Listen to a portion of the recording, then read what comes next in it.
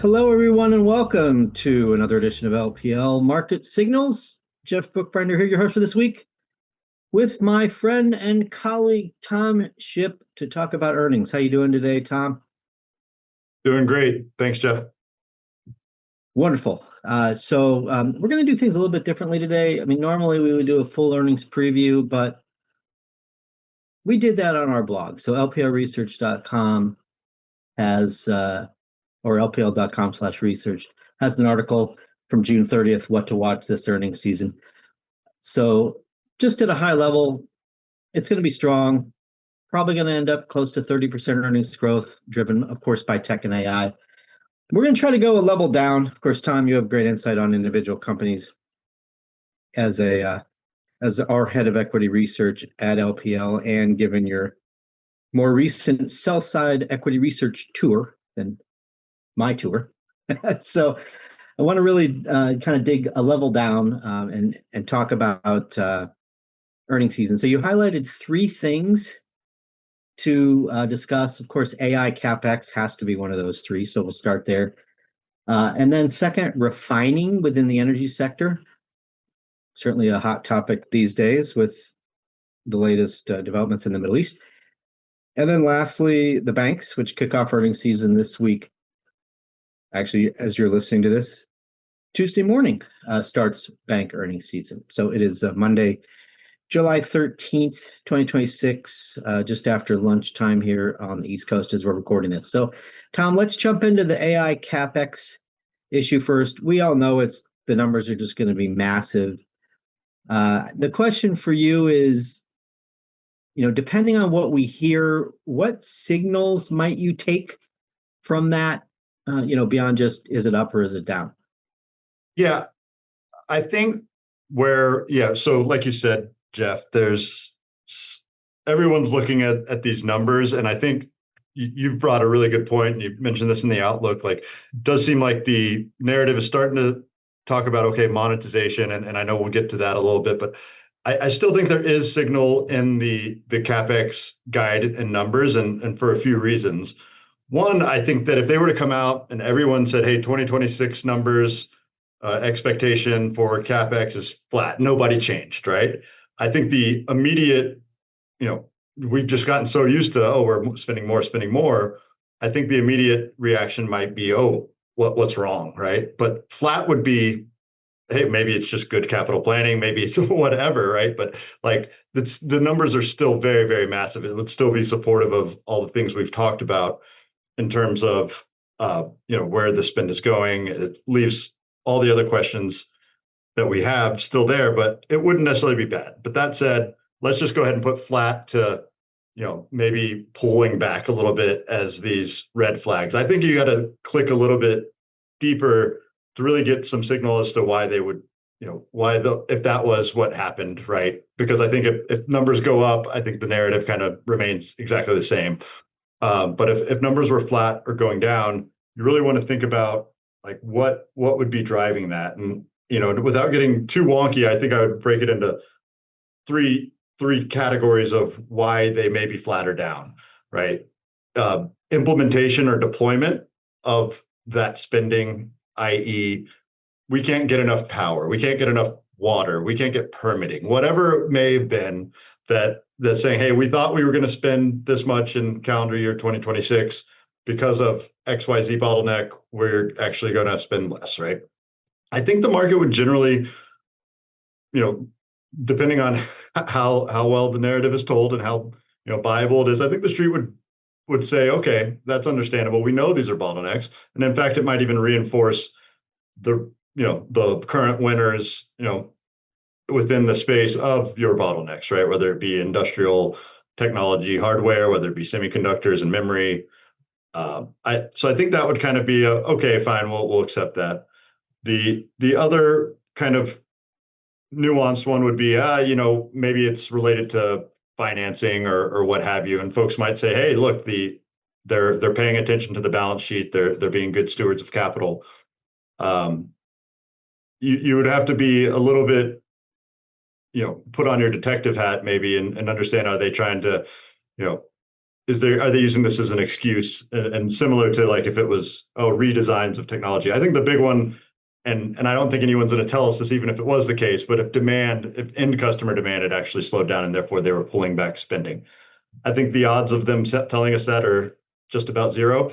But those are really where I'm kind of looking at it. So I know that the capex numbers have gotten so big and so focused on that, most analysts are starting to shift their maybe focus onto monetization and kind of a deeper dive on that. But I still think there's numbers or there's still signal in what we hear on the capex guidance. So long-winded, but that's really what I'm looking at when I think of what we hear from the capex numbers. Yeah, related to the potential for some customer pushback. I completely agree. We're very unlikely to see any of that just yet. But that's really the key to margin expansion, right? Adopting AI and actually improving the profitability of your business. I'm not talking about hyperscalers. I'm talking about the rest of the market. That the margin expectations in consensus estimates are up like 2 points over the next 6-8 quarters. That is a lot of margin expansion. So actually our forecast in the outlook for earnings for the S&P 500 in 2027 is a little below consensus, and that's really the reason why we think the margin expectations are optimistic. So I'll certainly be watching for all of these signals that you just listed, Tom. I'll also be listening for adoption commentary, right?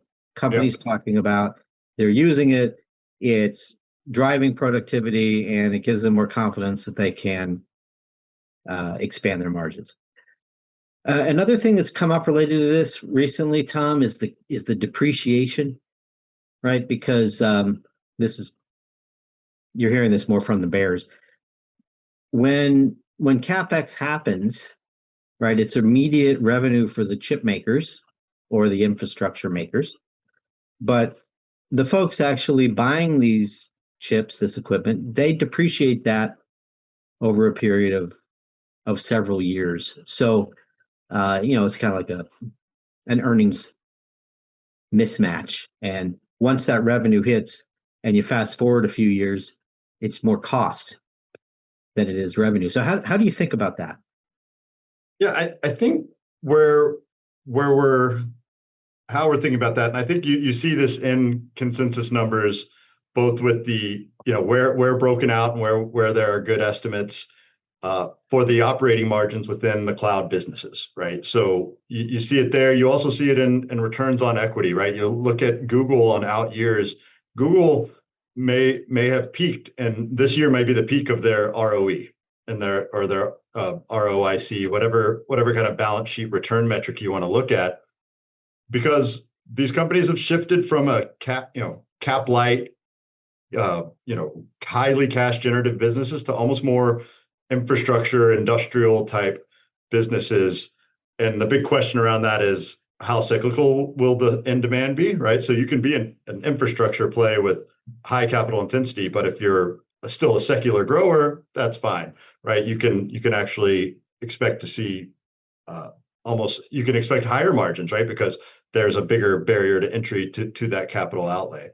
But that's the one thing you see, right? I was just pulled a quick and dirty before the call here, looking at depreciation expectations from consensus, and because we're talking about the largest, most covered companies in the world, there are in fact more than 10 analyst estimates out to 2030 for depreciation.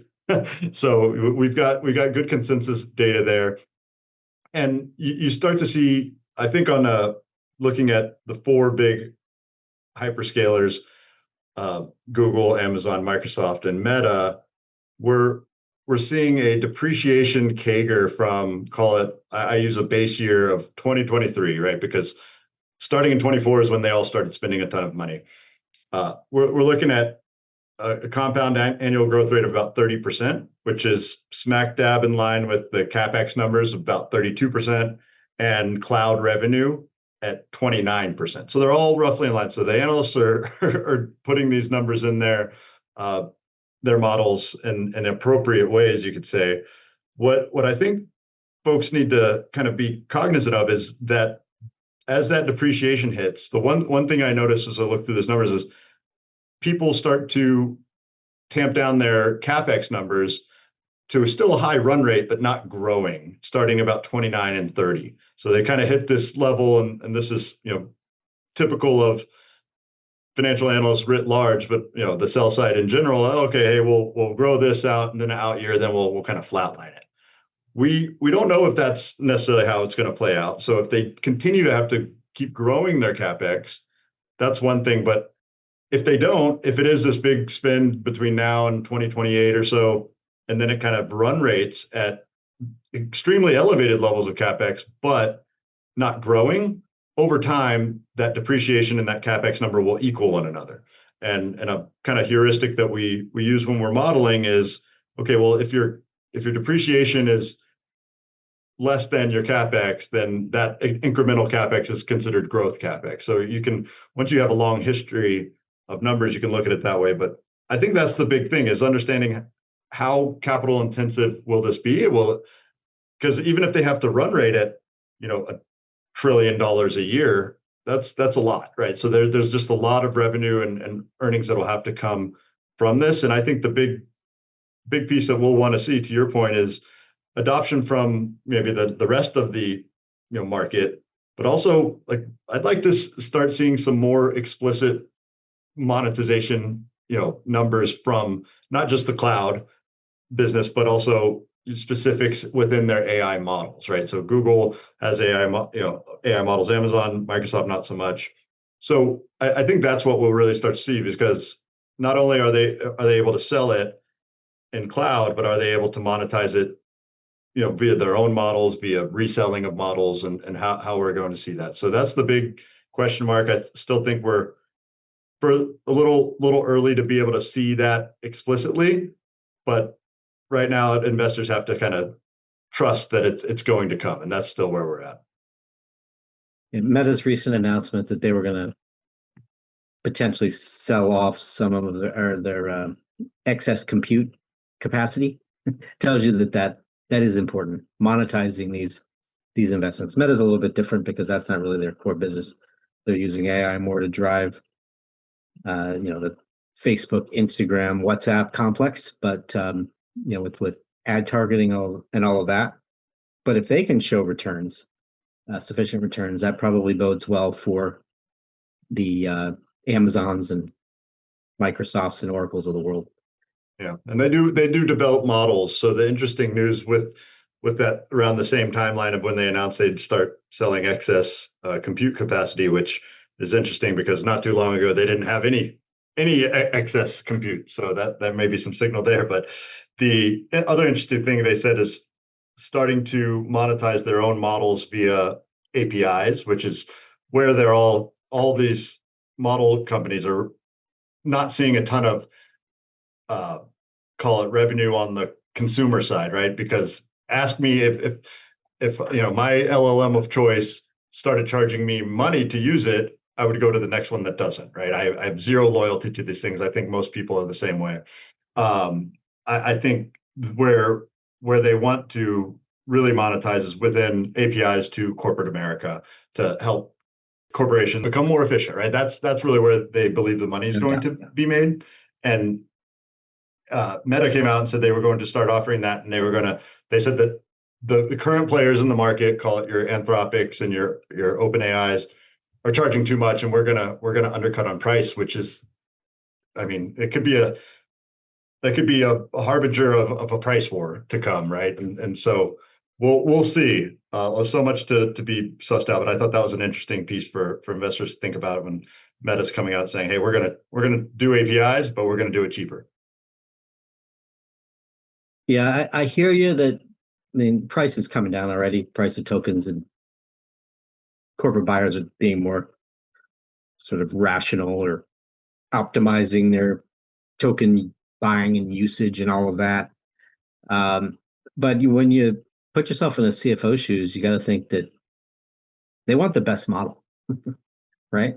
And so if you're going to trust your corporate data to a model, you're going to want not just the best model, but maybe the model that can give you the most security.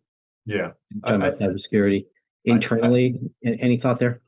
Yeah, I absolutely agree on the latter. On the former, I think there's going to start to be a lot of rationalization on what the best is, right? Do we need the latest and greatest frontier model to summarize this email or convert something to a PowerPoint or what have you? So you could start to see token pricing come down to match the level of what you're doing. And I think that's where not just the CFO, but the chief information officer, technology officer will increasingly be attached to the hip when it comes to this aspect of their capital planning of saying, hey, well, what APIs do we need for, call it this part of the business to help, to help improve productivity for general administration, right? Versus, oh, I'm a drug company trying to solve like cure cancer, right? Like just two very different use cases that I think maybe you don't need the best model. Yes, I agree 100%. We're going to see sort of model segmentation, and you'll pay a premium when you need it.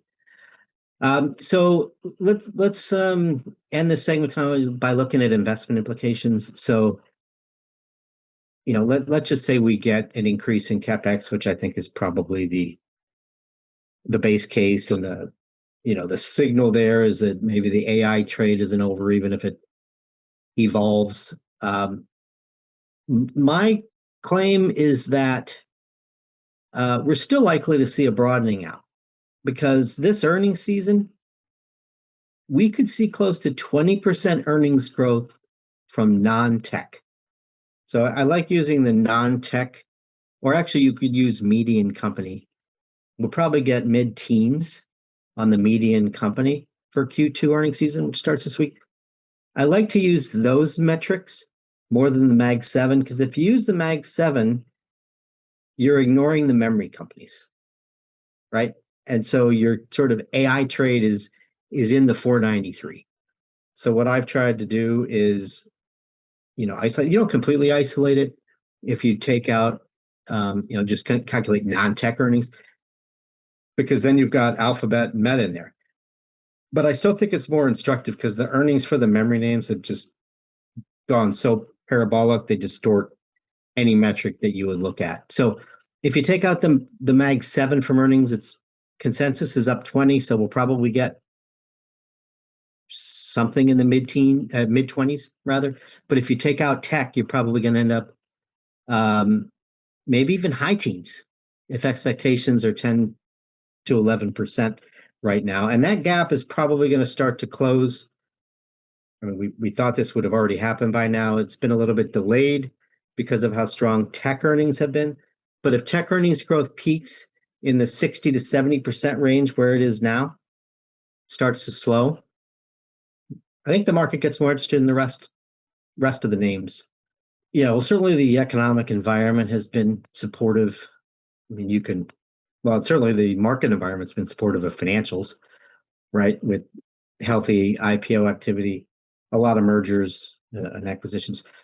Generally speaking, it's just healthy capital markets. So there's an area where you could see some strength outside of tech, outside of the Mag 7, and certainly industrials is a bit of an AI trade too. And even though they're not in tech, obviously, and they're not in Mag 7, there's going to be lift there, and that can certainly help the earnings growth broadening story as well. So we like industrials here, as we wrote about in the Outlook, which you can find on LPL.com. We also like energy, and certainly that sector's getting a bid today for obvious reasons, with oil up so much. So we'll sort of leave the high level, energy call, which was really around oil staying higher for longer, largely related to what's going on in the Middle East. But take that a level deeper and look at one of the subsectors of energy, which is refining, Tom. So talk about what you're seeing there, and if this might be an investment opportunity. Yeah, so we put a note out in our monthly piece Beyond the Numbers back in March, right when things were getting getting going with the war and everything, and just really wanted to call out some areas because whether you believe that this would be at the time short-lived, whether the Strait of Hormuz closure would last longer, or what have you, we wanted to call out a few that we believe have maybe more secular tailwinds behind them, and we called out oil field services, just more on a under invested, undercapitalized part of the industry, and folks will do more spending. We'll leave that aside for now. We also called out refining, which has a little bit of that aspect to it because there hasn't been a new refinery built in 40 some odd years in the US, and it's not much better globally. But also because of the different nuances and drivers behind the refining space. So oil prices can go down, right? But it's more about what products they're doing. So what product inventories, and when I say products, I mean gasoline, I mean diesel, I mean jet fuel, right? Those are your biggest kind of outputs, with the input being crude oil. So I think the easiest way to conceptualize that just is to go look at a performance of some of your pure play refiners. And those, since the start of the war, when oil's been, kind of almost round tripped, those stocks have remained up and are up about 40% relative to oil. I think, even with today being up about 9%, right? So oil went up and kind of came back down as tensions cooled. The refiners have continued to make all-time highs, and the reason for that is the underlying drivers and economics behind it are not the crude oil price. It's, well, what do you turn that crude oil into, and what can you sell that for? And inventories of diesel, of jet fuel, and even gasoline have been drawn pretty low, and the refineries are running kind of all out to capture as much as they can. And that's where I think there's opportunity there still. And a lot of questions we've received, hey, is this still going? Have they run too much? It's the leading subsector, what have you. I think that when we look at what the refiners can do, and again, there's fewer pure plays, right? Because you've got your Exxon and your Chevron, who are big, run large refinery businesses. But when you look at names like Valero or Marathon that do a little bit more of the pure play, you can see those are where we want to kind of pay attention to and see where, hey, are they shifting from maybe gasoline to diesel, where the margins, right, the spread between your input and your output, in industry parlance, it's called the crack spread. That those crack spreads have been more attractive for diesel and jet fuel. So, hey, have they been able to shift some of their production from gasoline to this? So there's those nuances there. We continue to have a, call it, geographically advantaged spot within the U.S. because we've got advanced refineries, we've got the Gulf of America, Gulf of Mexico, where they can take a lot of that crude in. We can do different grades of crude, whether it's heavy crude from Canada or heavy sour crude from Venezuela or light sweet from Texas. They're flexible in that regard. So I think there's quite a bit to like. Now, I think that we can quibble over maybe the long-term trend. Hey, cars are getting more efficient, more EVs coming, right? So there's some of those headwinds that are present, but I think that's a 2030s conversation, less than that. And with the refiners, they are cyclical. It does ebb and flow, so you really have to take a long-term normalized look at them. And I think the other interesting thing, and you put this one to me, is, well, what about that elasticity, right, of demand, right? If gas prices are too high, does it impact consumers to a point where they'll drive less? And we haven't quite seen that here. There were parts of the world where they did put work from home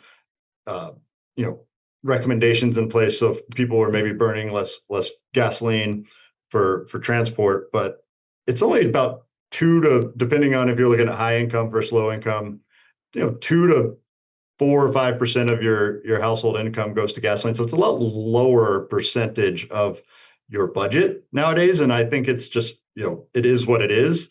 And those are areas where, hey, if something's not going to be, you can make a lot more money off of it, but it's not going to impact demand. Like that's a place where we think that's opportunities.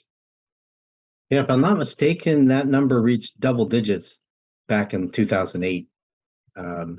It definitely reached double digits in the 70s. But Yeah.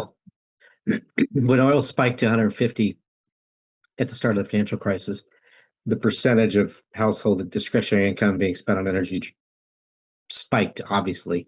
We're in a much better place now. We're a little more efficient, as you mentioned, Tom. And then, uh, oil is at 75, not 150, where it Yeah. was, And 20 years ago, of course. and you put in that in $2026 and or $2008, whichever direction you want to go, the price of gasoline and the price of oil is much lower than it was when it spiked in 2008. So yeah, that definitely tracks. Yeah, so in a much better place now. We've talked a lot about this. The fact that we're energy independent is a big advantage globally, particularly with what's going on in the Strait of Hormuz and Europe and Asia's dependence on that product coming through the strait. On the refiners, so we like energy, Tom. I assume you, based on your commentary, like refiners within energy.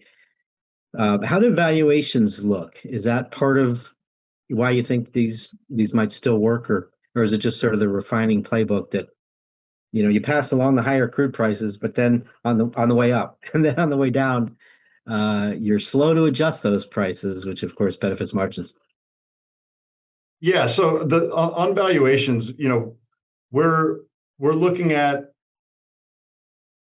we're below average levels still, kind of getting up to that average level. So just as a point of like context, maybe looking at Valero, for example, it typically trades at a 60%. Its PE, Ford PE trades at about 60% of what the market does. And as recently as June, it was at 45%. It's like I said, it's creeping back up at about 55%. So the discount is almost to its average, right? Is almost gone. And a little bit of that, and just this, context, I think Marathon trades at about 9.5 times forward earnings, Valero about 11 times forward earnings. So they're cheap, but they are cyclical, right? So if you look at the expected earnings growth this year is expected to grow over 100% for these guys. But then next year it's expected to shrink. I think what did I have on here? Yeah, 12% in 2028, 25% next year. So folks are expecting, hey, these they're over earning right now and then it'll revert back, right? So that's kind of part of the story there with these stocks, and you have to be comfortable with that. But also when you look at what they've been doing in terms of capital returns, they understand, this is a cyclical business. They understand that we need to attract shareholders into a cyclical business that are okay with down years and up years. And, they have been buying back stock when it's cheap. They've grown their dividends. And so that's really how they'll look at that. So I think the thing that we're really watching this year is hearing about those capital returns. And maybe we'll see, are they going to, either ramp up buybacks or do special dividends, anything of that nature to kind of help out from the years where they're over earning, because they're not we're not building more refineries, right? They're in a good spot from a capacity perspective. So it's really just, I think at this point everyone knows the crack spreads or the margins that they're earning are high. That's baked into the stocks. I think where you want to look for maybe some idiosyncratic ideas is, how's utilization been running? Have they been able to do their maintenance on a accelerated schedule, or have they been able to take advantage more so of these elevated margins that they're seeing right now? So kind of twofold of what we're looking for this earnings season would be, what utilizations have looked like alongside product mix, and then any updates to capital allocation, capital return policies. Very good. So we'll be paying attention to what we hear from the refiners this quarter. It's going to be a great earnings quarter for energy, not surprisingly, not just refining. Again, we continue to be overweight energy from a tactical perspective at LPL Research. So, Tom, let's move on to your last one, banks. Of course, the area that's going to be most in focus this week, the SpaceX IPO for the banks that participated in that, the uptick in mergers and acquisitions, right? For investment banking, the fees are going to be great. There's going to be a lot of trading revenue. That was the case last quarter, Q1. It's going to be the case again in Q2. But what else will you be watching as we hear from the banks over the next week or two? Yeah, so this week we'll hear from the big boys, right? We'll call them the money center, big, large national banks. And we started to put out a quarterly bank and credit union compendium, and it's geared toward a lot of our institutional clients, but it is available to all. And what we do in that report is we'll review the prior quarter, kind of look at what guidance and those sort of things are, and then we just lay out a ton of industry charts and everything. So that's my shameless plug for one of our new quarterly research pieces. Those will come out about two months after the start of the quarter. So the next one will come out like toward the end of August, and that's due to when the FDIC puts out all of its aggregated numbers that we use for a lot of our exhibits. But there's just different drivers. Like, so you mentioned for the large caps and the money center banks, we're looking at fee revenue, capital markets, equity capital markets, right? So the IPOs, M&A, banking fees. So very much on who's winning. You kind of look at your league tables, right? Who did the most deals? Who's winning in those regards? Yeah, the net interest margins and deposit betas are all important too, but it's just one piece of the business for these large mega banks. But when you get into the small caps, you really are looking at your deposit betas, your net interest income, and net interest margins. And so we'll be looking in that regard for what folks are doing, who's able to kind of capitalize on the interest rate environment, or how competitive are deposits, right? Are you losing deposits to others, which is your funding source? Deposits are generally cheaper than what you're making on your loans, or else more your bank's belly up if it's not. And so that's really where we'll be looking, because you can have a bank report trailing net interest margins and net interest income exactly the same, but depending on the reset schedules, and this is maybe a bit in the weeds here, but just bear with me for one moment.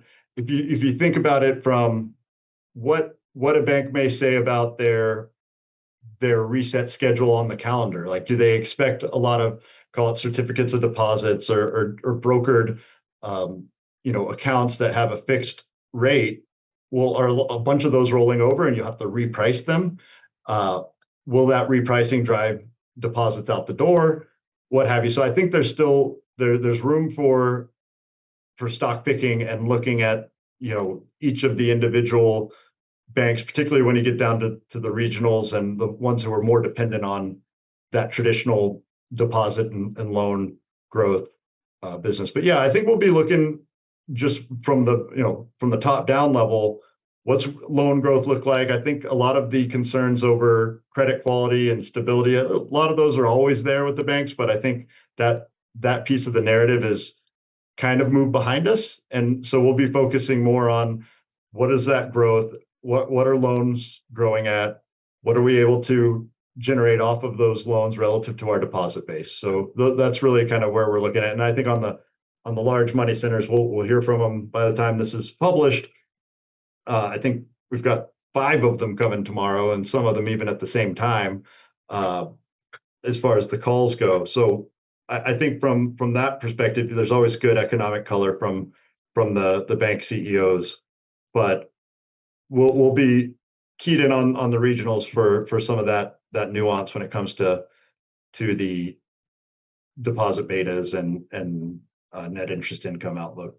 let's go ahead and wrap there. Thanks, Tom, for your insights, kind of digging deep into these three themes that you highlighted, or segments, I guess, of the market. It's going to be about AI primarily and all the tech spend, but that's not all that we are going to be watching. That's right. So, We look at everything here at LPL Research. That's that we do. why I, when you asked for three, I said, okay, well, definitely AI, but let's pick a few others that I know are important because I get the questions on them. So that there are other places.